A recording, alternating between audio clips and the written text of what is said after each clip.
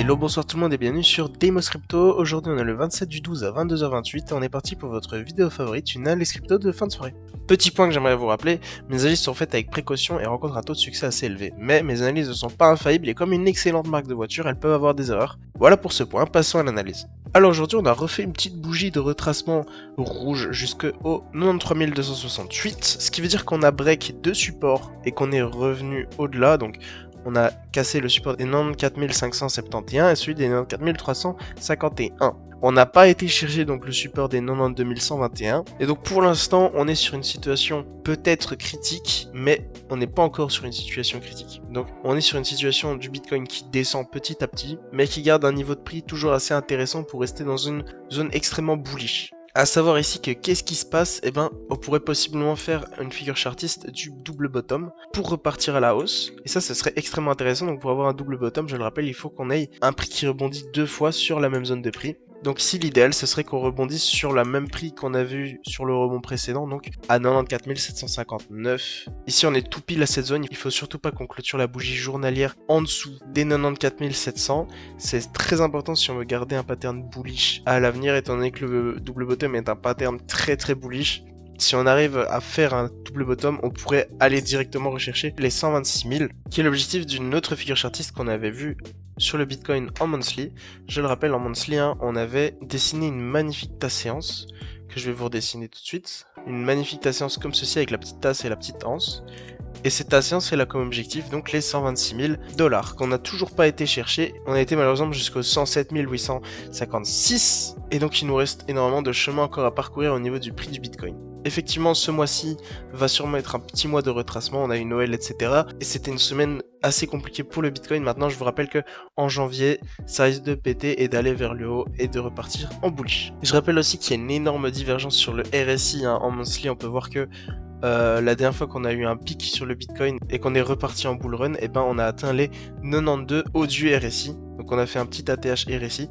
Ici on n'a toujours pas été chercher les 92 au niveau du RSI, on est toujours à 76. Donc je dirais qu'on est à 50% du bull run, où on a encore des énormes performances à faire au niveau du Bitcoin. Donc vraiment restez très attentifs, parce que je le rappelle, que la bougie journalière qu'on va faire aujourd'hui pourrait vraiment avoir un impact gigantesque sur le Bitcoin, étant donné que on est dans une zone de prix qui serait extrêmement intéressante.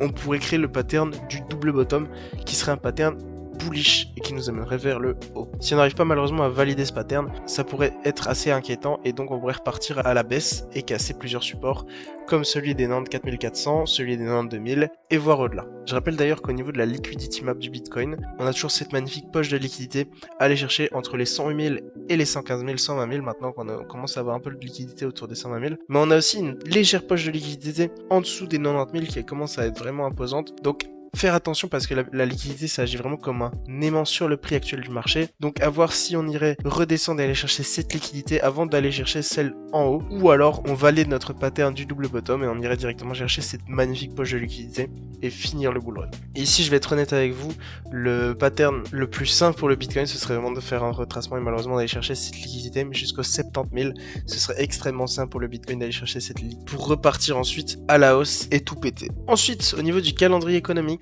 je rappelle que cette semaine c'était Noël et donc on n'a pas eu beaucoup de mouvements sur le marché, on n'a pas eu beaucoup d'événements, beaucoup d'institutions fermées.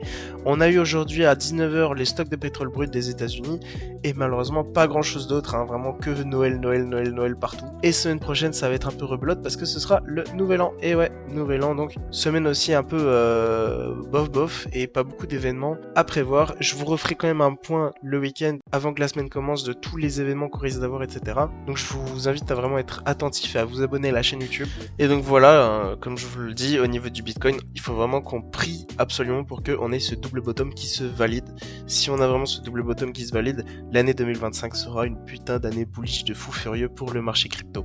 Au niveau du Bitcoin en 4 heures, pas grand chose d'extrêmement intéressant. C'était une petite journée, pas énormément de mouvements sur le marché. On a rangé vraiment dans les zones comme je l'avais prédit en fait finalement la dernière vidéo. On a rangé entre les 97 400 et les 94 200. On a fait une belle mèche ici parce qu'on a été cassé deux supports et puis on est tout de suite remonté. Donc c'était peut-être une mèche de liquidité à voir pour la suite. Ici il faut vraiment absolument qu'on remonte légèrement pour valider ce double bottom. Ce serait vraiment extrêmement bénéfique pour le Bitcoin. Donc voilà, pas grand chose d'autre à faire à part attendre, parce qu'en ce moment le Bitcoin a tendance à un peu ranger, à rester un peu dans ces zones. Donc à voir pour un prochain mouvement, ça pourrait être extrêmement intéressant si on a un mouvement vers le haut ou vers le bas. En tout cas, j'espère qu'on pourra le prévoir à l'avance. D'ailleurs, au niveau de la BTC dominance, on a toujours le Bitcoin qui domine le marché actuel. Les altcoins ne représentent pour l'instant que 40% du marché et le Bitcoin quasi 60%, 58,13 pour être précis. Et même si on fait un peu de rouge, on est toujours plus ou moins à 60%, on range un peu dans la zone entre 60 et 58. Et cette dominance, qu'est-ce que ça veut dire au niveau du marché? Ça veut dire que les altcoins